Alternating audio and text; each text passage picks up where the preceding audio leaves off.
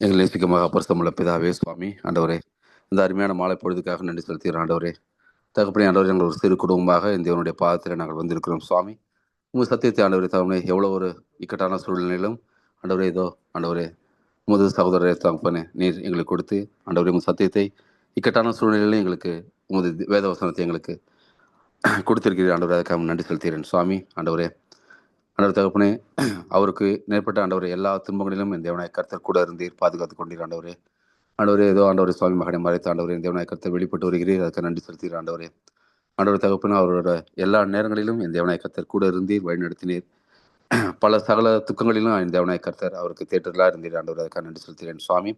இப்பொழுது ஆண்டவர் தகப்பனே, இதோ இந்த வாரத்தில் அவருடைய மனம் ஆண்டவர் துக்கத்தில் இருந்தாலும் உமது வசனத்தையும் உமது போதகத்தையும் ஆண்டவரை சுவாமி ஒருபோதும் அவர் விட்டுவிடாமல் ஆண்டவரை தகப்பனே, சிறு குடும்பமாக இருந்தாலும் எங்களுக்கு ஆண்டவரை தகப்பனே உமது சத்தியத்தை அவர் மூலியமாக கொடுக்கிறீர், அதுக்காக நன்றி செலுத்துகிறேன் சுவாமி. கேட்கிற ஆண்டவரை தகப்பனே, எங்களையும் பாத்திர போகிற ஆண்டவரே, உமது வசனங்களும் உமது வார்த்தைகளும் எங்களை வழிநடத்தட்டும் சுவாமி. எங்கள் பாதையில் வெளிச்சமாக இருக்கிறது, அதுக்கு நன்றி செலுத்துகிறேன் ஆண்டவரே. தேவனுடைய வார்த்தை ஆண்டவரே சுவாமி பரிசுத்தாவியானவர் நீர் எங்களுக்கு கொடுத்திருக்கிறீர், அதுக்கு நன்றி செலுத்துகிறேன் ஆண்டவரே. ஒவ்வொரு வசனங்களும் ஒவ்வொரு வேத வாக்கியங்களும் என் தேவனாய் கர்த்தர் ஆண்டவரே நல்ல முறையில் அதை நாங்கள் ஆராய்ந்து நிதானித்து அதை தியானித்து சுவாமி அதன்படி நாங்கள் வாழ இந்த தேவனாய் கர்த்தர் பாராட்டுங்க. வந்திருக்கிற ஒவ்வொருக்காக நன்றி செலுத்துகிறேன் ஆண்டவர். வரப்போகிற அனைத்து மக்களுக்காக ஜெபிக்கிறேன் சுவாமி. தகுந்த நேரத்திலே அவர்களை அழைத்து ஆண்டவரே சுவாமி தகப்பனே, இந்த கூடுகளை எல்லாரும் பங்கேற்று ஆண்டவரே உமது வார்த்தையை நாங்கள் அறிந்து நாங்கள் பயனுள்ளவர்களாக எங்களுக்கு இருக்க உதவிச்சிங்க ராஜா, அதுக்காக நன்றி செலுத்துகிறேன் ஆண்டவர். ஒவ்வொருவரையும் பார்த்து கொடுக்குற ஆண்டவரை நீங்களே பொறுப்பு நடத்துங்க. இயேசு நாமத்தால் கெஞ்சி உள்ளப்பதாவே ஆமென். நல்லது. ஒரு ஜெபத்தை ஏறெடுத்த சகோதரரையும் அவர் செய்கிற ஊழியங்களையும் தேவன் ஆசீர்வதிப்பாராக. இந்த கூடுகையின் சார்பாக உங்களுக்கு நன்றியை தெரிவித்துக் கொள்கிறோம். இந்த நாளே நம்ம பார்க்க இருக்கிற தலைப்பு நாம் நம் அழைப்பை புரிந்திருக்கிறோமா அப்படிங்கிற ஒரு தலைப்பின் கீழே தான் நம்ம செய்திகளை பார்க்க இருக்கிறோம். அதற்கு முன்பாக ஸ்கிரீன் ஷேர் பண்ணிட்டு இந்த தலைப்பின் கீழே போகலாம். என்னோட ஸ்கிரீன் உங்களுக்கு தெரியுதான்னு மட்டும் சொல்லுங்க. என்னோட ஸ்கிரீன் தெரியுதுங்களா ஷியாம்? ஓகேங்க ஷியாம். முதலாவது மோசையுடைய வாழ்க்கையை குறித்து பார்க்கலாம். ஆக்சுவலா மோசையோட பிறப்பிடம் எங்கன்னா எகிப்து. யாக்கோபுடைய மகன் நம்ம ஏற்கனவே பார்த்துருக்கோம். யோசேப்பு வந்து ஆல்ரெடி எகிப்துல அதிபதியா இருக்கிறார். இந்த நேரத்தில் இங்கே கானான் தேசத்துல பஞ்சம் வருது. அப்போ யாக்கோபும் அவருடைய பிள்ளைகள் 11 பேர், மொத்தம் வந்து 70 பேர், யாக்கோபுடைய குடும்பத்தை சேர்ந்த 70 பேர் எகிப்துல போய் குடியேறுறாங்க. எந்த பகுதியில் குடியேறுறாங்கன்னா கோசேன் அப்படிங்கிற ஒரு பகுதியில தான் வந்து யோசப்பு வந்து அவங்கள குடியமர்த்துறார். அந்த யோசப்புடைய தலைமுறை, அதாவது அவர் இருக்கும்போது ராஜாவா இருந்த அந்த பார்வோன், இவங்க இருக்கும்போது இவங்களுடைய வாழ்க்கை நல்லாவே இருக்கு. ஏன்னா இவர்கள்லாம் மேய்ப்பர்கள், அங்க போய் இருக்கிறாங்க. கோசன் பகுதி நல்ல செழிப்பான ஏரியா, அங்க வந்து சந்தோஷமா தான் வாழ்க்கை போகுது. அப்போ யோசப்புடைய சந்ததி, அந்த அவருடைய அந்த நிலையில இருக்கிறவங்க, அந்த வயதுல இருக்கிறவங்க எல்லாம் மரித்து போறாங்க. அந்த சந்ததியார் மறிச்ச உடனே அதற்கு பின்பாக வருகிற ஃபாரோஸ், அதாவது எகிப்துடைய ராஜாக்கள் இந்த இஸ்ரேலிய மக்களை, அதாவது யாக்கோபுடைய வம்சத்தார வேறொரு பார்வையில பார்க்குறாங்க. ஏன்னா இவர்கள் வந்து எகிப்தியர்களுக்கு ஈக்குவலா 70 பேர் போனவங்க பழுகி பெறுகிறாங்க. அப்ப அந்த ராஜாக்களுக்கு ஒரு பயம் வருது, ஒருவேளை எகிப்து மேல ஏதாவது ஒரு ராஜா சண்டை போட்டு வந்தா இந்த இஸ்ரேலிய ஜனங்கள் அவர்கள் கூட சேர்ந்துக்கிட்டா நமக்கு பிரச்சனை அப்படிங்கிறத வந்து அவர் ராஜா யோசிக்கிறார். அடுத்த வர்ற ராஜா என்ன பண்றாருன்னா சூப்பர்வைசர் தான், ஆலோட்டிகள்னு வேதாகம் சொல்லுது. ஆலோட்டிகள்னா சூப்பர்வைசர்ஸ் வச்சு ரொம்ப கடினமான வேலைகளை வந்து என்ன பண்றாங்கன்னா இஸ்ரேல் ஜனங்களுக்கு கொடுக்குறாங்க. கட்டடம் கட்டுற வேலை தான் மெயினா. அந்த மாதிரி வேலைகளை கொடுக்குறாங்க. கொடுக்கும் பொழுது அவங்களுடைய வாழ்வே வந்து அவங்களுக்கு கசப்பா மாறுது இஸ்ரேலிய மக்களுக்கு. ஆனாலும் அவங்க பழகி பெருகிட்டு தான் இருக்காங்க. இப்போ மூன்றாவது ஒருத்தர் என்ன பண்றாருன்னா, ராஜா என்ன பண்றாருன்னா இன்னொரு விஷயத்தை கொண்டு வர. என்னன்னா அவங்களுக்கு பிறக்கிற ஆண் குழந்தைகளை கொல்லும்படி மருத்துவச்சிகள், அந்த மருத்துவச்சிகள் யாருன்னா எபிரேய மருத்துவச்சிகள் தான், பிரசவம் பார்க்குற பெண்கள்கிட்ட சொல்லி இந்த இஸ்ரேலிய பெண்களுக்கு பிறக்கிற ஆண் குழந்தைகள் எல்லாம் கொன்னுடுங்க பிறந்தோடனே அப்படின்னு சொல்றாங்க. பட் மருத்துவச்சிகள் வந்து கடவுளுக்கு பயந்தனால என்ன பண்றாங்கன்னா அவங்க கொல்லலை. இதை தெரிஞ்சு ராஜா கூப்பிட்டு விசாரிக்கிறாரு. யாருக்கிட்ட விசாரிக்கிறாருன்னா அந்த மருத்துவச்சிகள்கிட்ட. மருத்துவச்சிகள் என்ன சொல்றாங்கன்னா, இல்லை எபிரேய பெண்கள் வந்து ஸ்ட்ராங்கா இருக்காங்க, எகிப்திய பெண்கள் மாதிரி இல்லை, நாங்க போறதுக்கு முன்னாடி அவங்க டெலிவரி பண்ணிடுறாங்க அப்படின்னு சொல்றாங்க. கடவுள் அவங்கள ஆசீர்வதிக்கிறார். ஸோ இப்படி போயிட்டு இருக்கும்போது ராஜா என்ன பிளான் பண்றாருன்னா, அதாவது இஸ்ரேலிய பெண்களுக்கு பிறக்கிற எல்லா ஆண் குழந்தைகளையும் தூக்கி ஆத்துல போட்டுருங்க அப்படின்னு ஒரு கட்டளை பிறப்பிக்கிறார். இந்த ஸ்டேஜ்ல தான் அங்க அம்ராம், யோகேபேத், யோகேபேத் அம்ராம், கணவர் பேரு அம்ராம், மனைவி பேரு யோகேபேத். இவங்களுக்கு மூன்றாவதா பிறக்கிற குழந்தை தான் யாருன்னா மோசே. இதுக்கு முன்பாக வேற யாரு இருக்கான்னா மிரியாம், மோசேயோடைய அக்கா. அடுத்தது ஆஹ், ஆரோன், அவருடைய அண்ணன். இவங்க 2 பேர் இருக்காங்க. மூன்றாவதா இந்த குழந்தை பிறக்குது. யார் பிறக்கிறாருன்னா மோசே அவங்களுக்கு பிறக்கிறார். அப்போ என்ன வழக்கத்தில் இருக்குன்னா, பிறக்கிற ஆண் பிள்ளைங்களை தூக்கி ஆத்துல போட்டுறணும். இதுதான் வந்து வழக்கம். சரி, இவர்கள் ஆல்ரெடி நம்ம பார்த்துருக்கோம். ஆபிரகாமுக்கு தேவன் என்ன பண்றாருன்னா ஒரு வாக்குத்தத்தம் கொடுக்கிறார். என்ன கொடுக்கிறாருன்னா, உன்னுடைய சந்ததி எய்த்துல 400 வருடங்கள் அடிமைகளாக இருக்கும் அப்படிங்கிற விஷயத்த சொல்றார். அந்த 400 வருட முடிவுல அங்கிருந்து கொள்ளை பொருட்களோடு அவங்க திரும்பி கானான் தேசத்துக்கு வருவாங்க அப்படின்னு ஒரு வாக்குத்தத்தத்தை ஆல்ரெடி கொடுத்திருக்கிறார். இதுல பாத்தீங்கன்னா அவங்க அடிமைகளா இருக்கிறது 400 வருஷம். ஆனா அங்க 430 வருஷம் இருப்பாங்க. எங்க இருப்பாங்கன்னா எகிப்துல வந்து 430 வருஷம் இருப்பாங்க. அதுல 400 வருஷம் என்ன பண்ணுவாங்கன்னா அடிமைகளாக அந்த தேசத்துல இருப்பாங்க. ஸோ இதெல்லாம் வந்து அவங்களுடைய வாழ்க்கையில பிரச்சனைகளுக்கு மேல பிரச்சனைகள் வரும் பொழுது எகிப்தியர்களால அவங்க கடவுளை நோக்கி கூப்பிடுறாங்க. அப்போ ஒரு ரட்சகர் வந்து இந்த எகிப்து தேசத்திலிருந்து இஸ்ரேலிய ஜனங்களை ஆஹ், திரும்ப கானான் தேசத்துக்கு வழி நடத்துவார்ன்றத வந்து விசுவாச பிள்ளைகள் நம்பிக்கிட்டு தான் இருக்காங்க. அந்த வரிசையில யாரு நம்புறான்னா அம்ராமும் யோகேபத்தும் நம்புறாங்க. நம்புறதுனால ஒருவேளை இந்த குழந்தை ரட்சகரா இருக்குமோ அப்படின்னு மோசே என்ன பண்றாங்க, மோசே பார்க்கறதுக்கு நல்லா அழகா இருக்காரு. அதனால என்ன பண்றாருன்னா இந்த 3 வயது 3 மாசம் வரைக்கும் அந்த குழந்தைய வந்து பாதுகாக்கிறாங்க. அவங்க வந்து வீட்டில் அதுக்கு மேல பாதுகாக்க முடியாது, அவங்களுக்கு பிரச்சனை வரும். அப்ப என்ன பண்றாங்கன்னா நாணல் பெட்டியை செஞ்சு அதுக்குள்ள குழந்தைய வச்சு ஆத்துல விடுறாங்க. அப்படி ஆத்துல போயிட்டு இருக்கும்போது அந்த பகுதியில குளிக்கிறதுக்காக யார் வர்றாங்கன்னா அந்த மோசையுடைய வளர்ப்பு தாயின்னு சொல்ற பார்வோனுடைய மகள் குளிக்க வர்றாங்க. ஆக்சுவலா தூதர்கள் தான் கரெக்டா கடவுளுடைய திட்டப்படி தான் எல்லாம் போகுது. இதோட வேற ஒரு விஷயம் இல்லை. கடவுளுடைய திட்டப்படி அங்க என்ன பண்றாங்கன்னா அந்த அம்மா குளிக்க வர்றாங்க. குளிக்க வரும்போது அந்த நாணல் பெட்டி எடுத்து பார்க்கறாங்க. அதுக்குள்ள அந்த குழந்தை இருக்கு. இதெல்லாம் யாரு தூரத்துல இருந்து பார்த்துட்டு இருக்கா அப்படின்னா மோசேயுடைய அக்கா மிரியம் பார்த்துட்டு இருக்காங்க. அந்த அம்மா அந்த குழந்தைய எடுத்து பார்த்துட்டு இருக்கும்போது இந்த அம்மா போறாங்க. இந்த எபிரேய குழந்தைய வளர்க்கறதுக்கு பால் கொடுக்குற ஒரு அம்மாவை நான் அழைச்சிட்டு வரட்டுமான்னு கேட்குறாங்க. அதற்கு அந்த பார்வனுடைய மகள் என்ன சொல்றாங்கன்னா அழைச்சிக்கிட்டு வா அப்படின்னு சொல்றாங்க.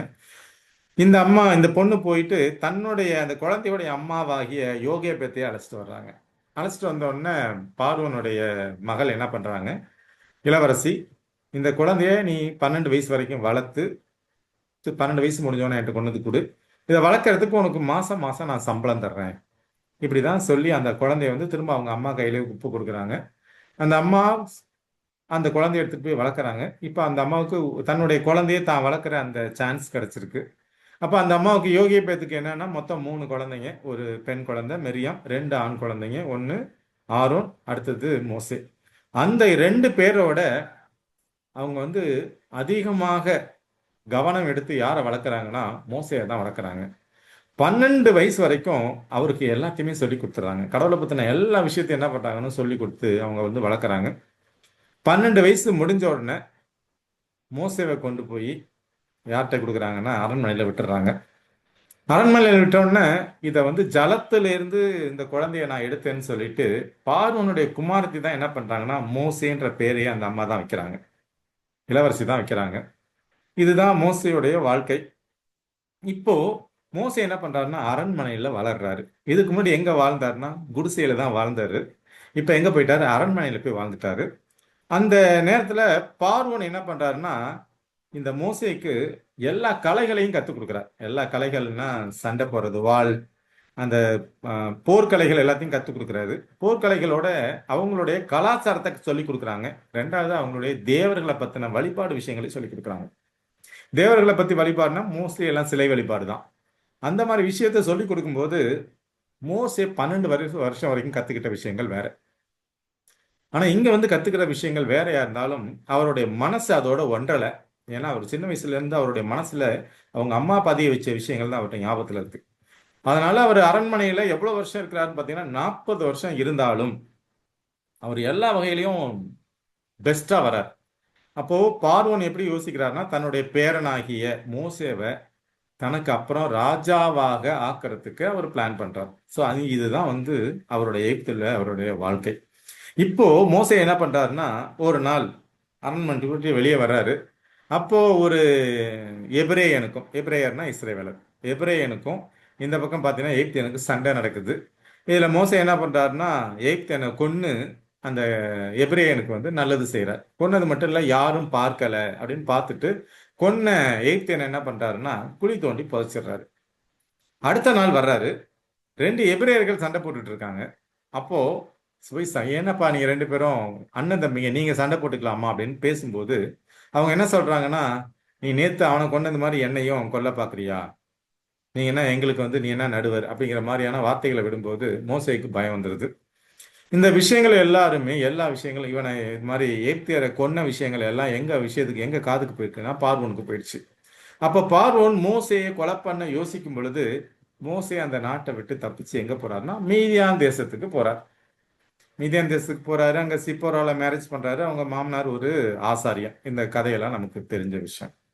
அப்போ மோசே என்ன அவருடைய வாழ்க்கையில அவர் எப்படி யோசிக்கிறார் அப்படின்னா தன்னுடைய பலத்தினால, யாரோ ஒருத்தவங்க மைக் ஆன் பண்ணிருக்கீங்க, யாரோ மைக் ஆன் பண்ணிருக்கீங்க, செலின், யாரோ ஒருத்தர் மைக் ஆன் பண்ணி பேசுறீங்க. சரி, இப்போ மோசே அவருடைய என்ன திட்டம்னா அவர் கடவுளோட பலத்தோட இந்த எபிரேய மக்களை எகிப்திலிருந்து காப்பாற்றணும்னு நினைக்கல, அதான் இஸ்ரேல் மக்களை. அவர் என்ன பண்றாருன்னா தன்னுடைய சுய பலத்துல இவங்களை காப்பாற்ற முடியும், நாம் இவங்களை ரட்சிப்புக்குள்ள கொண்டு போக முடியும், அதாவது எகிப்திலிருந்து வெளியே கொண்டுட்டு போக முடியும்னு அவர் நம்புறார். அவர் நம்புறதுனாலதான் அவர் என்ன பண்றாருன்னா அவர் நடுவராக இருந்து அவர் என்ன பண்றாருன்னா பொறுப்பு எடுத்துக்கிறாரு. இது வந்து மோசையுடைய வாழ்க்கை. எவ்வளவு நாள் ஒரு மோசையுடைய வாழ்க்கையை பார்த்தீங்கன்னா மொத்தம் 120 வருஷம். இந்த 120 வருஷம் அவருடைய எகிப்துல மட்டும் அவருடைய வாழ்க்கை 40 வருடங்கள். திரும்ப அந்த மீதியான் தேசத்துல, அதாவது அந்த பாலைவனத்துல ஒரு 40 வருடம், அதுக்கப்புறம் ஒரு ஊழியக்காரராக 40 வருடங்கள், மொத்தம் வந்து அவருடைய வாழ்க்கையில 120 வருடங்கள். இப்ப 40 வருடங்கள் என்ன பண்ணுதுன்னா எகிப்துல ஓடி போச்சு. இப்போ பார்வோன் அவரை கொல்றதுக்கு வழி தேடும்போது இவர் தப்பிச்சு போறாரு. தப்பிச்சு போய் அங்க மீதியான் தேசத்துல ஆசாரியர் வீட்டுல அவர் போய் ஆடு மாடு மேய்க்கிறார். இந்த 40 வருடங்கள்ல அவர் நிறைய விஷயங்களை கற்றுக்கொள்கிறார். ஒரு தேவன் ஏன் ஒரு ராஜாவா இருந்தவர், நான் சொல்ல போனா அவரு தான் அடுத்த ராஜா, இளவரசரா இருந்தது அடுத்த ராஜா. அந்த ராஜாவா ஒரு வாழ்க்கையை ஓட்டிருக்கலாம். இப்போ நீங்களும் நானுமோ இப்போ ஒரு நிலையில இருக்கிறோம், ஒரு நிலையில இருக்கோம், ஒரு சம்பளம் வாங்குறோம், கம்ஃபர்டபுளான ஒரு வாழ்க்கை வாழ்றோம், ஒரு கம்ஃபோர்ட் ஜோன்ல இருக்கோம். இந்த ஜோனை விட்டு நம்மளால திரும்ப போய் ஆடு மாடு மேய்க்க முடியுங்களா? ஒரு ரிச்சர்ட் சார் இருக்காரு, நிறைய பேர் இருக்காங்க, ஷியாம் இருக்காப்புல, தாமஸ் இருக்கிறாரு, பிராங்க்லின் அண்ணன் இருக்காங்க, நிறைய பேர் இருக்கீங்க. இதுல இப்போ நம்ம ஒரு ஒரு ஒரு ஒரு ஜோன்ல இருக்கோம், ஒரு நல்ல ஒரு வருமானத்துல இருக்கிறோம், நல்ல ஒரு கம்ஃபர்டபுளான வாழ்க்கையில வாழ்ந்துட்டு இருக்க என்ன நம்மளை கொண்டு போய் ஆடு மேய்க்க வைக்கிறாருன்னு வச்சுக்கோங்க கடவுள். நம்மளால அது மேய்க்க முடியுமா அப்படிங்கிறத மட்டும் நம்ம வந்து யோசிச்சு பார்ப்போம். ஆனா அடுத்த ராஜா அவருடைய வாழ்க்கை முறை எப்படி இருந்திருக்கு, அரண்மனை வாழ்க்கைனா எப்படி இருந்திருக்கு, எல்லா இடத்துக்கும் பணியாட்கள், அவருடைய படுக்கிற ரூம் எப்படி இருந்திருக்கும், அவருடைய சாப்பாடு எப்படி இருந்திருக்கும், அவருடைய ட்ரெஸ்ஸு, அவருடைய வாழ்க்கை முறைகள், அப்படியாப்பட்ட ஒரு மனிதன் என்ன பண்றாருன்னா அந்த வாழ்க்கையை விட்டுட்டு எங்க வர்றாருன்னா ஆடு மேய்க்கிற வாழ்க்கைக்கு வர்றார். இதுதான் மோசையுடைய வாழ்க்கை. ஸோ இந்த வாழ்க்கைய நம்மளுடைய வாழ்க்கையோட கம்பேர் பண்ணி பார்த்தோம்னா நம்ம வந்து நம்மளால இந்த நிலைக்கு இறங்க முடியுமா அப்படிங்கிறத நம்ம புரிஞ்சுக்கிற வேண்டிய விஷயம். ஸோ அந்த நம்மளுடைய வாழ்க்கைக்கு வர்றதுக்கு முன்பாக 2 வசனங்களை வாசிக்கலாம். ஒன்று அப்போஸ்தலர் 7வது அதிகாரம் 21 மற்றும் 22 வாசிப்போம். அவன் வெளியே போட்டு விடப்பட்ட போது, யாரு? மோசே வெளியே போட்டு விடப்பட்டுனா ஆத்துல விடப்பட்ட போது பார்வோனுடைய குமாரத்தி அவனை எடுத்து தனக்கு பிள்ளையாக வளர்த்தாள்.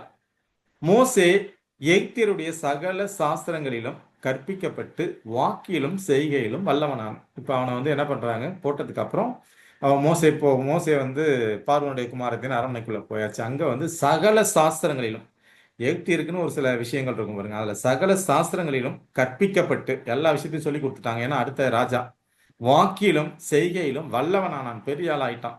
அடுத்த ஒரு வசனம் எபிரேயர் 11:24-26. விசுவாசத்தினாலே மோசே தான் பெரியவனான போது பார்வோனுடைய குமாரத்தின் மகன் எண்ணப்படுவதை வெறுத்து, இப்போ அரண்மனை வாழ்க்கை, அந்த அரண்மனை வாழ்க்கையில அவன் ஒட்டலை. ஏன்னா அவங்க அம்மா சொல்லி கொடுத்தது, இந்த 12 வயசு வரைக்கும் குடிசையில இருக்கும்போது தேவனை பற்றின விஷயங்களை சொல்லி கொடுத்ததான் அவன் மனசுல நிற்குதோ ஒழிய அரண்மனை வாழ்க்கை ஒட்டலை. இப்போ இந்த காலத்துல பாத்தீங்கன்னா ஒரு சென்னையில இருக்கிறாங்க, ஒரு ஒரு 4 வருஷம் தான் இருக்கும் போயிட்டு. ஆனால் இந்த நம்ம லால்குடியிலேருந்து ஒரு குக்கிராமத்துலேருந்து போயிருப்பாங்க. ஆனால் இங்கே என்கிட்ட ஊப்பிக்கு வரும்போதே முதல் வார்த்தை அவங்க என்ன பிரச்சனைலாம் சொல்ல மாட்டாங்க. எனக்கு வந்து சளி ஜுரம்லாம் சொல்ல மாட்டாங்க, நாங்கள் சென்னையிலேருந்து வரோம் அப்படிதான் சொல்லுவாங்க. ஒருத்தர் இப்போ யூஎஸ்க்கு போயிருக்காரு, இல்லை ஏதோ அப்ராட்ல இருக்கிறாரு, ஆனால் இங்கே லால்குடியில் ஒரு சின்ன கிராமம், இங்கே தான் இருந்திருக்காரு, ஒரு 30 வருஷம் இங்கே தான் இருந்திருக்காரு. இப்போ துபாய்க்கு போய் 1 வருஷம் தான் ஆகுது. அவங்க வந்து சொல்ற முதல் வார்த்தையே வந்து நாங்கள் துபாயிலேருந்து வர்றோம் அப்படிதான் சொல்லுவாங்க. நாங்கள் இந்த ஊர்லாம் சொல்ல மாட்டாங்க, நாங்கள் துபாயிலேருந்து வந்திருக்கோம் அப்படிதான் சொல்லுவாங்க. அப்போ 6 மாசம் 1 வருடம் ஒரு சாதாரண குடும்பத்தை சேர்ந்தவங்க ஒரு சில லட்சங்கள் சம்பளம் வாங்குறவங்களே இப்படிதான் அவங்க பேச்சிருக்கும் போது, இங்க மோசே பாத்தீங்கன்னா ராஜ வாழ்க்கையை வாழ்ந்திருக்கிறார், அரண்மனையில இருந்திருக்காரு. ஆனா அவருடைய எண்ணம் எப்படி இருக்குன்னா தேவனோடு சேர்ந்து இருந்திருக்கு. அதனாலதான் பார்வோனுடைய குமாரத்தின் மகன் எனப்படுவதை வெறுத்து அநித்தியமான பாவ சந்தோஷங்களை அனுபவிப்பதை பார்க்கிலும் தேவனுடைய ஜனங்களுடைய துன்பத்தை அனுபவிப்பதையே தெரிந்து கொண்டு, அப்ப அவர் எனக்கு என்ன, அரண்மனை சுகம் வேண்டாம், என் மக்கள் இங்க படுற கஷ்டம், நான் அவங்களோட போய் அந்த கஷ்டத்தை நான் அனுபவிக்கிறேன். இனி வரும் பலன் மேல் நோக்கமாய் இருந்து எகிப்தில் உள்ள பொக்கிஷங்களிலும் கிறிஸ்துவின் நிமித்தம் வரும் நிந்தையை அதிக பாக்கியம் என்று எண்ணினான். அப்போ அவனுக்கு வந்து எகிப்துடைய சந்தோஷம், இனி வரும் பலன் மேல் நோக்கமாய் இருந்துன்னா அவர் ராஜாவாக போறார். இனிமேலுக்கு அவர் அடுத்தது என்ன, அடுத்தது பார்வோன் அவர் தான். அப்போ இனி வரும் பலன் மேல் நோக்கமாய் இருந்து எகிப்தில் உள்ள பொக்கிஷங்களிலும் அதன் மேல ஆசை வைக்காம யாரை நினைச்சு அவரு தேவனோடு சேர்ந்து அந்த மக்களோடு, தேவனுக்காக அந்த மக்களோடு சேர்ந்து கஷ்டத்தை அனுபவிக்கணுங்கிறதான் ஒரு பாக்கியமா எண்ணி இருக்கிறாருன்னா அவருடைய மனநிலையை நம்மளால புரிஞ்சுக்க முடியும். ஸோ இதுதான் மோசேவை பற்றின விஷயங்கள். மோசேவுடைய மனநிலை, அவருடைய பிறப்பு, அவருடைய வாழ்க்கை முறைகள் எப்படி இருந்ததுங்கிறத முதலாவது விஷயமா பார்த்தோம்.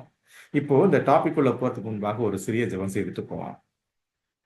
மகா பரிசுத்தமும் இரக்கமும் கிருபையும் உள்ள எங்கள் அன்பு ஆண்டவரே, இந்த நல்ல மாலை வேலைக்காக உம்மை துதித்து உம்மை ஆராதித்து உமக்கு நன்றி செலுத்துகிறோம்.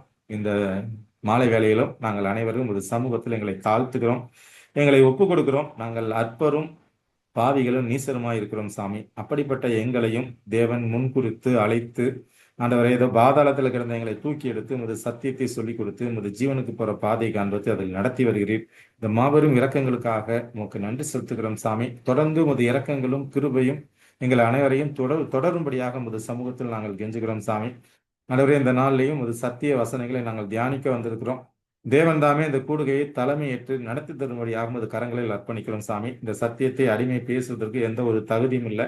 தேவன் தகுதிப்படுத்தும்படியாக தேவன் பேசவும் நாங்கள் அனைவரும் அதை கேட்டு ஆண்டவரே உமக்கு பிரியமாக வாழவும் ஒரு ராஜ்யத்தில் நாங்கள் பிரவேசிப்பதோடு நாங்களும் எங்களை சுற்றி இருக்கிற ஜனங்களுக்கு ஒரு சத்தியத்தை சொல்லிக் கொடுத்து ஆண்டவரே அவர்களையும் நாங்கள் இந்த பரலோக பாதையில் நடத்துவதற்கு எங்களுக்கு பலத்தை தரும்படியாக, ஆத்துமாக்களை தரும்படியாக உமது சமூகத்தில் நாங்கள் கெஞ்சுகிறோம்.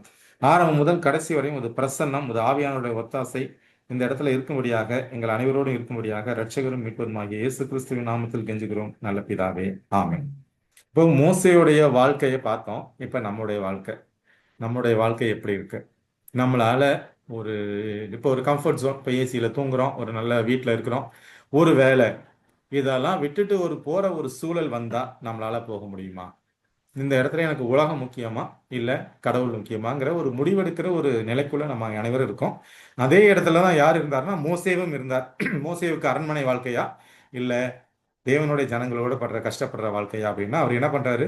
கஷ்டப்படுற வாழ்க்கையை தேர்ந்தெடுத்தார். ஏன்னா 12 இயர்ஸ் சின்ன குழந்தையிலேருந்து அவங்க அம்மா சொல்லி கொடுத்த சத்தியம் மனசுல நிக்குது.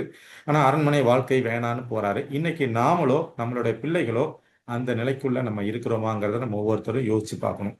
அப்படி இல்லைன்னா நம்ம அந்த நிலைக்குள்ள வரணும். ஏன்னா நம்ம வாழ்ற வாழ்க்கை ஒரு 70 வருஷம் அப்படின்னு வச்சுட்டா கூட நமக்கு முன்னாடி இருக்கிறது, கடவுள் நமக்கு முன்னாடி வச்சிருக்கிறது காலங்காலத்துக்கு சாகாத சந்தோஷமான பரலோக வாழ்க்கை. ஸோ அந்த வாழ்க்கையை கம்பேர் பண்ணும்போது நம்ம இங்கே உலகத்தில் வாழ்கிற வாழ்க்கை ஒன்றுமே இல்லை. ஸோ அப்போ மோசேகிட்டேருந்து நம்ம கற்றுக்கொள்ளுகிற முதல் பாடம் என்னன்னா, உலகம் எனக்கு வேணாம், கடவுள் போதும், கஷ்டப்பட்டாலும் கடவுள் போதும். ஸோ இந்த மனப்பக்குவம் நம்ம ஒவ்வொருத்துக்கும் வரணுங்கிறத நம்ம கற்றுக்கொள்கிற முதலாவது பாடம். அப்போ மோசே, அடுத்தது மோசையுடைய வாழ்க்கையை பார்த்தோம். அடுத்தது மோசையுடைய அழைப்பு. தேவன் எதற்காக மோசையை அழைச்சார்? அந்த எகிப்து தேசத்துல அவரை காப்பாத்தி, அவருடைய வயசுல இருந்தவங்களை எல்லாம் இறந்து போறாங்க. ஆனா தேவன் என்ன பண்றாருன்னா, அவரை காப்பாத்தி, அது எங்க போய் உட்கார வைக்கிறாருன்னா, அரண்மனைக்குள்ள உட்கார வைக்கிறாரு. ஆனா அந்த அழைப்பை மோசே முதல்ல புரிஞ்சுக்கல. ஏன்னா அவரால் ரட்சிப்பு கொடுக்க முடியும்னு அவர் யோசிச்சாரு. ஆனா அதுக்கப்புறம் அவர் புரிஞ்சுக்கிறாரு. மோசேவை எதற்காக அழைத்தார்னா, அந்த ஜனங்களை ரட்சிப்பின் பாதையில நடத்தி கானான் தேசத்துக்குள்ள அழைச்சிட்டு போகணும். அது எப்படி கம்பேர் பண்ணி சொல்லலாம்னா, எகிப்து டு பரமகானான், எகிப்து டு கானான், இந்த பூமிங்கிற எகிப்திலிருந்து பரமகானான். இப்ப அங்கே தேவன் அவங்க அடிமைத்தனத்துல இருக்கிற எகிப்துல இருக்கிற மக்களை எங்க அழைச்சிட்டு போனார்னா, ஒரு இளைப்பாறுதலுக்குள்ள அழைச்சிட்டு போறார். அந்த இளைப்பாறுதலின் தேசம் தான் கானான் தேசம். அதே போல பூமிங்கிற எகிப்து, இங்க நம்ம அடிமைகளா இருக்கிறோம். யாருக்கு அடிமைகளா இருக்கிறோம்னா, சாத்தானுக்கு அடிமைகளா இருக்கிறோம், பாவத்துக்கு அடிமையா இருக்கிறோம். இந்த பாவத்துக்கு அடிமையா இருக்கிற நம்மளை இந்த பாவத்திலிருந்து மீட்டு பரம காணான்கிற பரலோகத்துக்கு அழைச்சிட்டு போகணுங்கிறது தான் தேவனுடைய திட்டம். இப்ப இந்த அழைப்புல மோசே தன்னை இணைத்து கொண்டார். தேவன் சொன்னதை கேட்டாரு.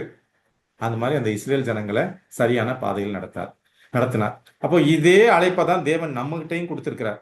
நாம நம்மளுடைய அழைப்பை புரிஞ்சிருக்கிறோமான்னு இந்த டாபிக் வச்சிருக்கிறது காரணம், நமக்கும் இந்த அழைப்பை கொடுத்திருக்கார். அந்த அழைப்பு இருக்கிறதுனால தான் நம்மளால இந்த பைபிள் ஸ்டைல உட்கார முடியுது. ஆல்குடி பட்டணத்துல எவ்வளவு பேர் இருக்கும்போது நம்மளால மட்டும் 10 பேர் தான் உட்கார்ந்துருக்கிறோம்னா, நமக்கு தேவன் அழைப்பு கொடுத்திருக்கிறார். அந்த அழைப்பை புரிந்து கொண்டு நாமும் மோசேவை போல தேவனுடைய ஊழியத்துல நாமளும் பங்கு பெறணுங்கிறது தான் நம்ம இந்த நாள்ல கற்றுக்கொள்ளக்கூடிய பாடம். ஸோ முதல்ல மோசையுடைய வாழ்க்கையும் நம்மளுடைய வாழ்க்கையும் நம்ம கம்பேர் பண்ணி பார்ப்போம். ரெண்டாவது, மோசையுடைய அழைப்பு என்ன, நம்மையும் தேவன் எதற்காக அழைத்திருக்கிறார், ஏன் இந்த சத்தியத்தை நமக்கு இவ்வளவு தூரம் சொல்லி கொடுக்குறாருன்னா ஏதோ ஒரு நோக்கத்தை வச்சுதான் நமக்கு சொல்லி கொடுக்குறாரு. அதை நம்ம புரிஞ்சுக்கணுங்கிறது தான் நம்ம ரெண்டாவது கருத்தா பார்க்கிறோம். இப்போ இந்த தலைப்பின் கீழே போகலாம்.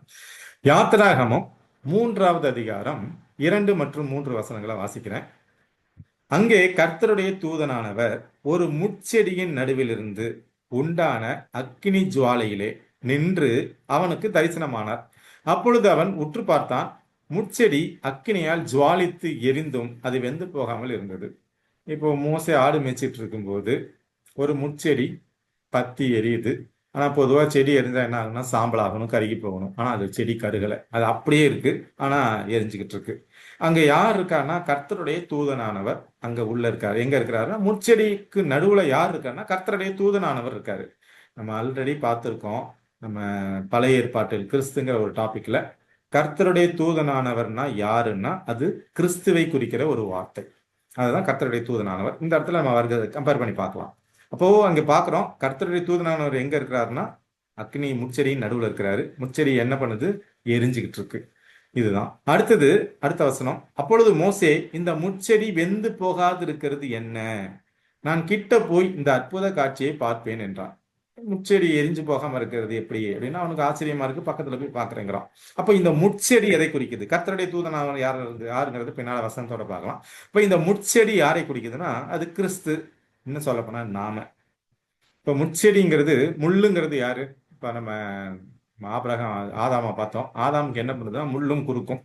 அப்போ இந்த முட்செடியாகிய கிறிஸ்துவை போலதான் நாமளும், நமக்கு ஒரு பிரச்சனை வருது ஊழியத்தின் நிமித்தம், இல்ல வேற ஒரு காரியத்தின் நிமித்தம் வருதுன்னா, அவருடைய பிள்ளைகளுக்கு முட்செடி மாதிரி நமக்கும் ஒரு பிரச்சனை, அக்கினி நமக்கு வருது, நம்மளை எரிக்கிறதுக்குன்னா கடவுள் என்ன பண்ணுவார்னா நம்மளை கருகாம பார்த்துக்குவார்.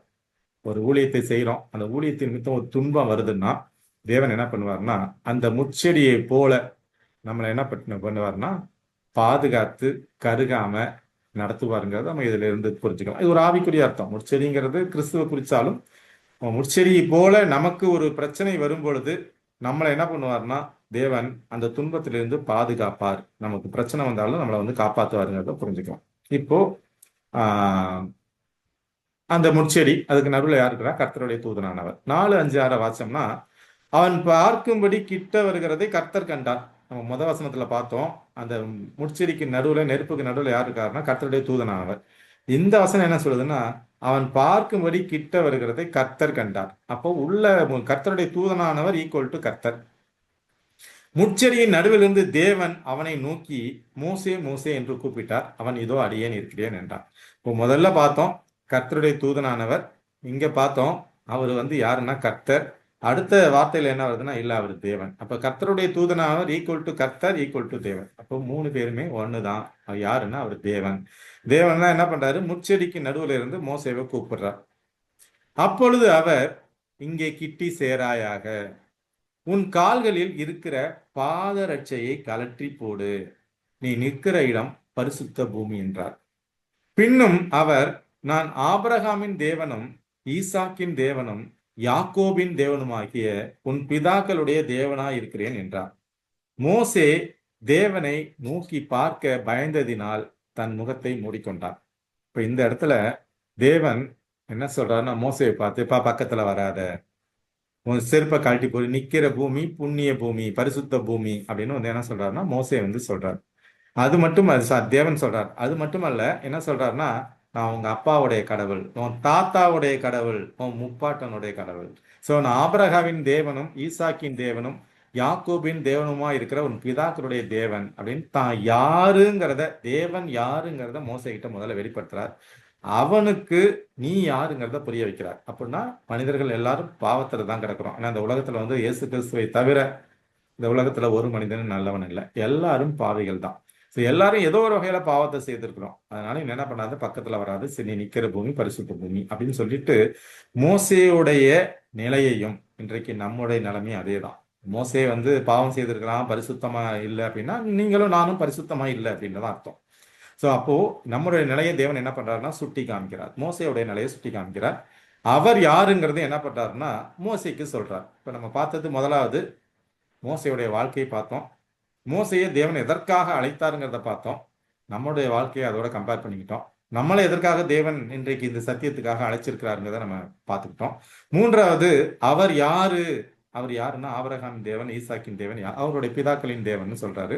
அடுத்தது உன் நிலைமை என்னன்னா, நீ இது பரிசுத்த பூமி, நீங்க செருப்பை கழட்டி போட்டு வா. அப்போ அவனை ஆக்சுவலா இந்த 40 வருஷம் எதற்காக இந்த வனாந்திரத்துல அவனை சுத்தி அடிக்கிறார். அவன் ஆடு மேய்க்கிறவனா, அரண்மனையில இருந்து ஆடு மேய்க்கிறவன் இருக்கிறான்னா அவனை அந்த ஒரு தலைமைத்துவத்துக்காக தகுதிப்படுத்துறதுக்கு அவன் கூட தேவன் என்ன பண்றாரு, அந்த 40 வருடம் இருந்து அவனை தகுதிப்படுத்துறார். அதனாலதான் பின்னாடி வாசிக்கிறோம், இந்த உலகத்துல மோசையை போல சாந்த குணம் உள்ள ஒரு மனிதனையும் நான் காணேன் அப்படின்னு சொல்லுவார். அவனுக்கு சர்டிபிகேட் கொடுப்பார். அதனால மோசேக்கு என்ன பண்றாருன்னா இந்த 40 வருஷம் ட்ரைனிங் பீரியட், எப்படி நம்ம ஒரு ஆர்மிக்கு போறதுக்கு முன்னாடி 6 மாசம் ட்ரைனிங்கும், அதே போல என்ன பண்றாருன்னா அவருக்கு ட்ரைனிங் கொடுக்குறார். இப்போ அவனுடைய நிலைமையை தேவன் சுட்டி காமிக்கிறார். அவர் யாருக்கிறது என்ன பண்றாருன்னா தேவன் இந்த இடத்துல சொல்றாங்கிறத பார்க்கிறோம். அடுத்தது யாத்திராகமம் 3வது அதிகாரம் 10வது வசனம்.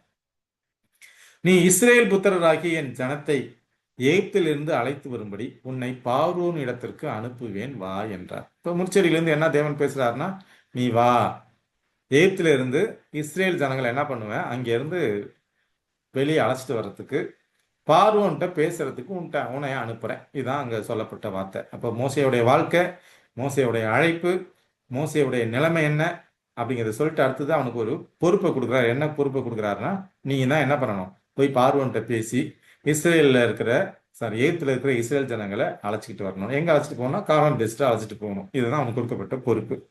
ஸோ இதுக்கு மோசே எப்படி ரிப்ளை பண்றாருன்னு பார்ப்போம். இந்த 4வது டாபிக் என்னன்னா சாக்கு போக்கு.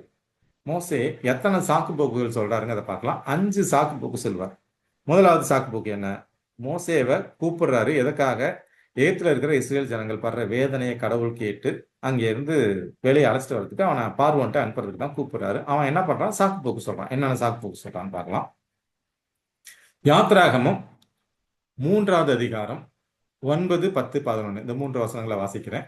இப்பொழுதும் இஸ்ரேல் புத்திரரின் கூக்குரல் என் சந்நிதியில் எட்டினது.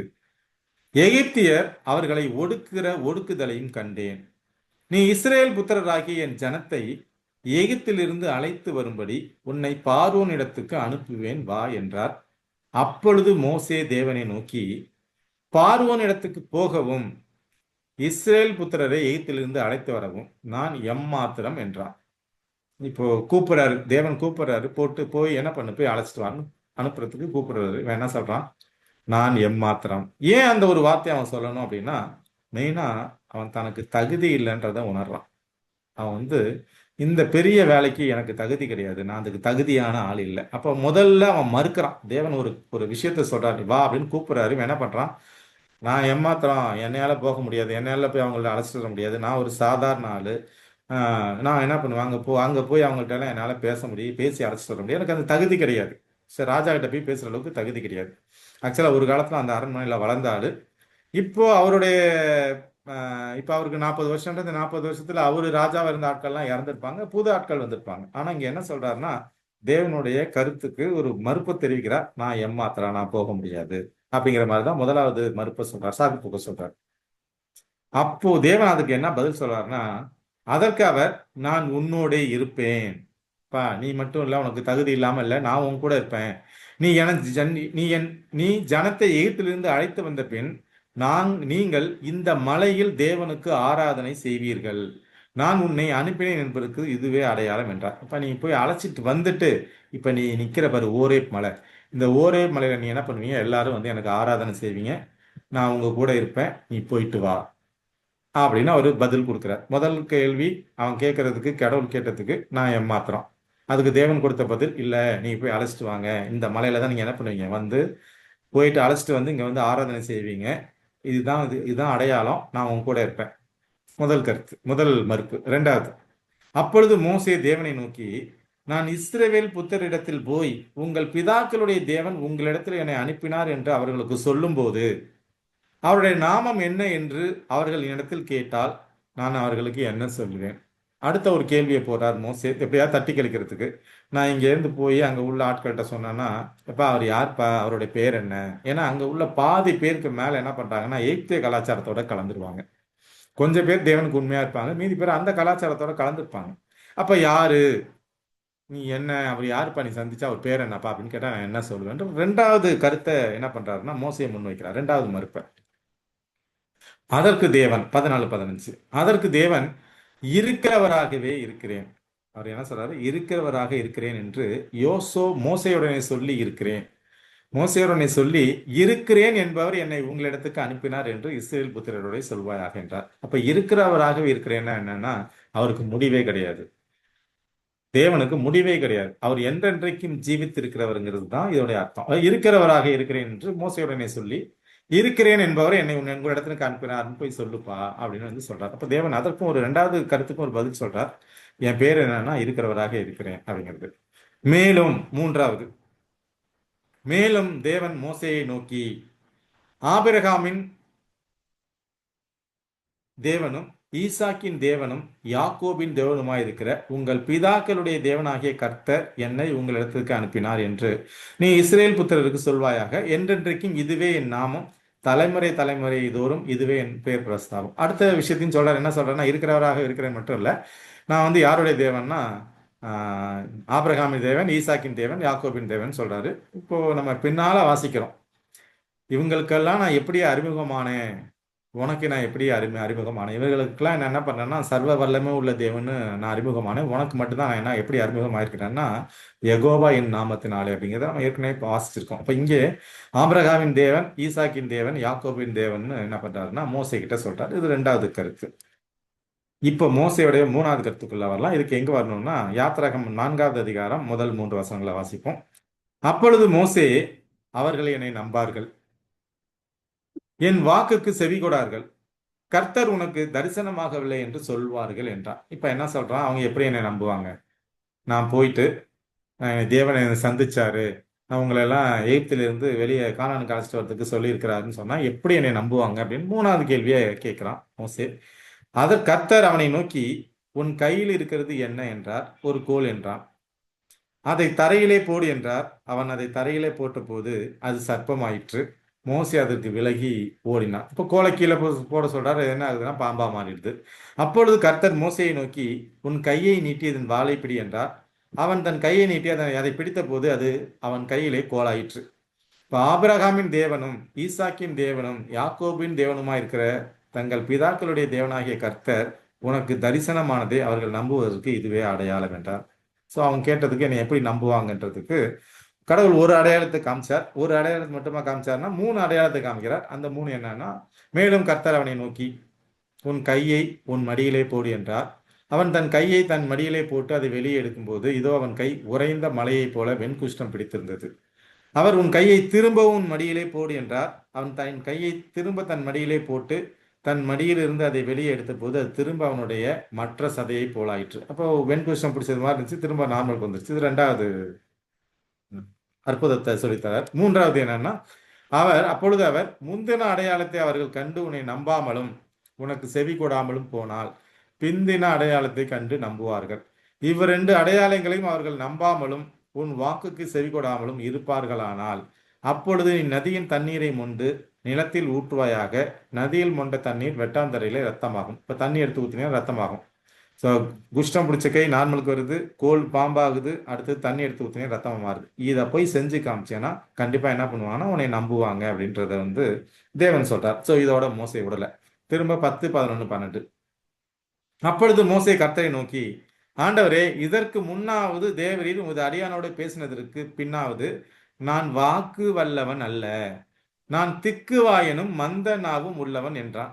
ஆனா அங்க பாஸ்டம் எபிரேயர்ல அவன் வாக்கு வல்லவன் அப்படின்ட்டு, இங்க நான் வாக்கு வல்லவன் அல்ல, நான் திக்குவாயும் மந்த நாவும் உள்ளவன் என்றான். அப்படின்னா என்ன அர்த்தம்னா, அந்த எய்த்திய பாஷை எனக்கு மறந்து போச்சு. நான் 40 வருஷம் இங்க இப்ப போய் என்னால அது பேச முடியாது. நான் திக்கி திக்கி தான் பேசணும். என்னால அங்க போய் அவங்கள்ட்ட எல்லாம் பேசி அழைச்சிட்டு வர முடியாதுன்னு 4வது ஒரு விஷயத்த தேவன்கிட்ட கொண்டு வரான். என்னால பேச முடியாது. முதலாவது நான் எம்மாத்திரம். 2வது 2வது கருத்து என்னங்க, நீங்களே சொல்லுங்க. 2வது கருத்து நம்ம என்ன பார்த்தோம்னா, உங்க பேர் என்ன.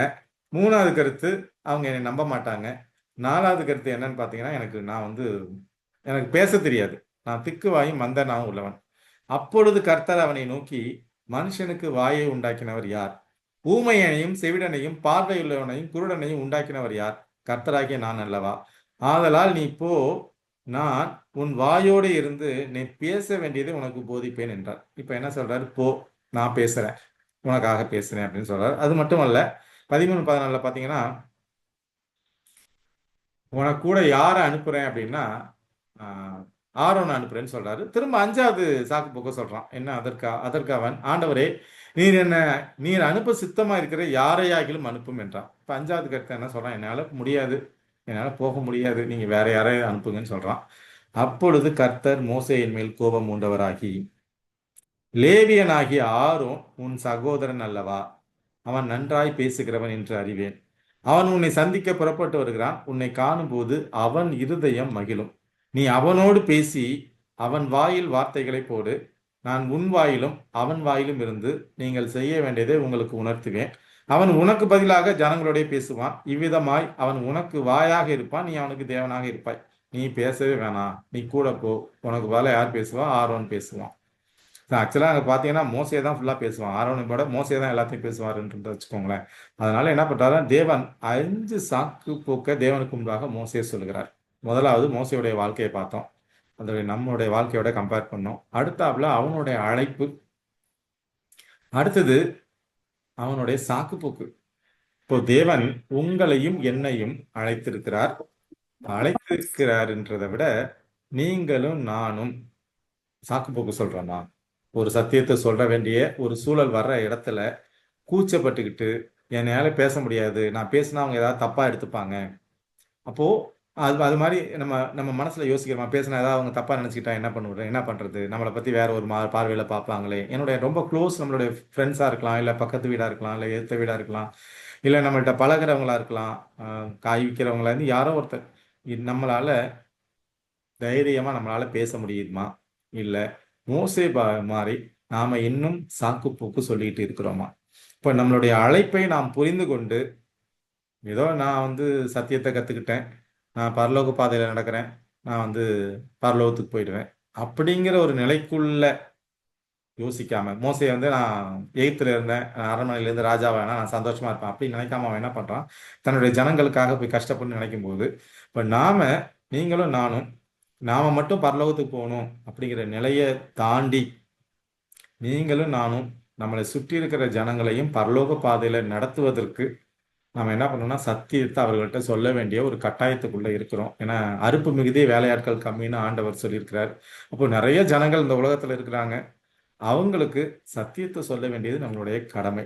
இப்போ இந்த பைபிள் ஸ்டடி மீட்டிங்ல உங்களையும் என்னையும் தேவன் அழைச்சு சத்தியத்தை சொல்லி கொடுக்குறாருன்னா நான் மட்டும் அதை கற்றுக்கொண்டு பரலோக பாதையில நடந்தா பத்தாது. நம்ம என்ன பண்ணணும்னா மற்றவர்கள்ட்டையும் அந்த சத்தியத்தை குறித்து சொல்லி அவங்களையும் பரலோக பாதையில நடத்தணும். யார் போல? மோசே போல நடத்தணுங்கிறத நம்ம புரிஞ்சுக்கிறோம். அப்போ மோசே வந்து எனக்கு தகுதி இல்லை அப்படின்னு மோசே சொல்றார். நான் திக்குவாயி, எனக்கு எந்த வகையிலையும் தகுதி இல்லை, எனக்கு பேச தெரியாது, எனக்கு பயமா இருக்குது, எல்லா விஷயத்தையும் சொல்றார். ஆனா தேவன் என்ன பண்றாருன்னா அந்த தகுதி அவருக்கு கொடுக்குறார். எப்படி கொடுக்குறார்? நான் உன் கூட இருப்பேன்ப்பா. ஒவ்வொரு கேள்வி கேட்கும்போது அதுக்கு தகுந்த தேவன் பதிலை கொடுக்குறார். அப்போ இன்னைக்கு நான் சரியா பைபிள் படிக்கல, எனக்கு ஒன்றும் தெரியாது, நான் போய் எப்படி பேசுறது, மற்றவர்கள்ட்ட போய் சத்தியத்தை சொல்றது அப்படின்னா, நான் என்னை நம்பாம தேவனை நம்பி போகும் பொழுது தேவன் நமக்கு பதிலாக அங்க பேசுவாருங்கிற அந்த நம்பிக்கை நம்ம ஒவ்வொருத்தருக்கு இருக்கணும். அப்போ எனக்கு தகுதி இல்லை அப்படின்னு நம்ம சொல்ல முடியாது. தேவன்ட்ட அந்த தகுதியை பெற்றுக்கொள்ளணும். அதற்காக நான் ஒண்ணுமே ப்ரிப்பரேஷனே இல்லாமல் போக முடியாது. அப்போ என்னுடைய முயற்சிங்கிறது ரொம்ப ரொம்ப முக்கியம். நான் வந்து முயற்சி எடுக்கணும். அதுக்கு மேல தேவனுடைய பலம் நம்ம கூட இருக்கும்போது நம்மளால என்ன பண்ண முடியும்? மோசே போல ஊழியத்தை செல்ல முடியும். லட்சக்கணக்கான பேர் இல்லை, அவர் மோசையை வந்து எகிப்திலிருந்து வெளியே அழைச்சிட்டு வந்தது ஆல்மோஸ்ட் 25 லட்சம் பேர். 6 லட்சம் பேர் வந்து கத்தி எடுத்து சண்டை போடுற புருஷர்கள், அப்புறம் அவருடைய மனைவிகள் இருக்காங்க, அப்புறம் வயதானவர்கள் இருக்காங்க, குழந்தைகள் இருக்காங்க. அட்லீஸ்ட் ஒரு 20லேருந்து 25 லட்சம் பேராவது அங்கேருந்து அழைச்சிட்டு வந்திருப்பார். நம்மளுக்கு வந்து அவ்வளோ பேர் இல்லைனாலும் நம்மளால முடிந்த சத்தியத்தை பக்கத்துல இருக்க ஒருத்தர் 2 பேருக்காவது சொல்லி அந்த பாதையில நடத்துறதுக்கு நம்ம தேவனிடத்துல பலத்தை வேண்டுவோம். ஸோ தேவன் நமக்கு தகுதியை கொடுப்பார்.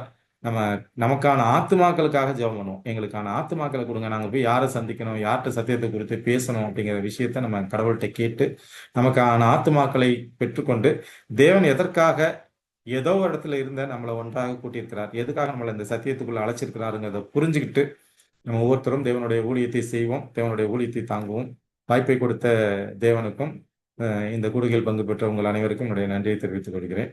ஆமே. நம்ம இந்த தலைப்பை குறித்து ஏதாவது டிஸ்கஸ் பண்றதா இருந்தால் பண்ணுவோம்.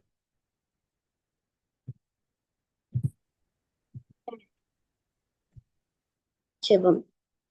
மகா துதித்தலுக்கும் ஸ்தோத்திரத்திற்கும் அன்பிற்கும் பாத்திரமா இருக்கிற எங்கள் நல்ல ஆண்டவரே, தேவாதி தேவனே, ராஜாதி ராஜாவே, கத்தாதி கத்தாவே, உண்மை நாங்கள் நன்றியோடு துதிக்கிறோம் ராஜா, ஸ்தோத்தரிக்கிறோம் தகப்பனே.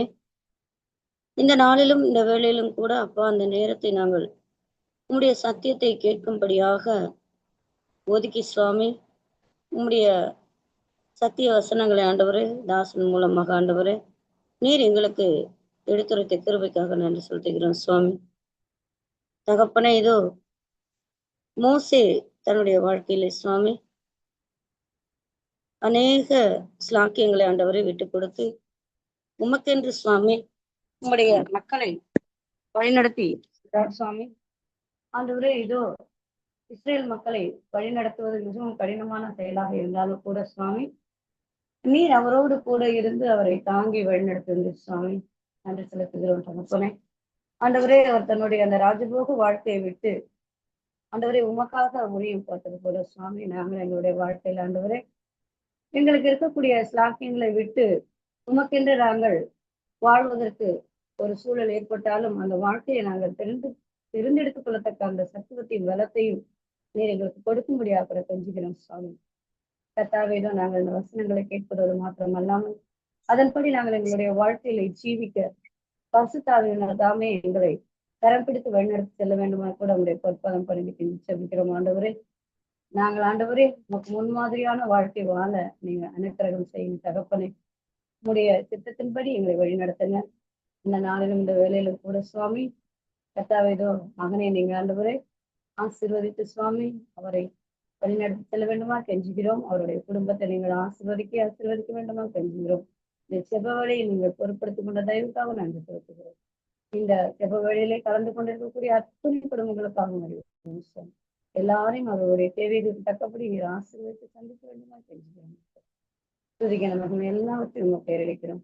இப்ப இயேசுவின் நாமத்திலே நாங்கள் நன்றியோடு சொல்லிக்கிறோம். நல்ல பிதாவே, ஆமென். நல்லதொரு ஜெபத்தை ஏறெடுத்த சகோதரியும் அவருடைய குடும்பத்தினரையும் தேவன் ஆசீர்வதிப்பாராக. இந்த கூடுகையின் சார்பாக உங்களுக்கு நன்றியை தெரிவித்துக் கொள்கிறோம். மீண்டுமாக நம்ம அடுத்த வாரம் வேற ஒரு தலைப்பின் கீழே சந்திப்போம்.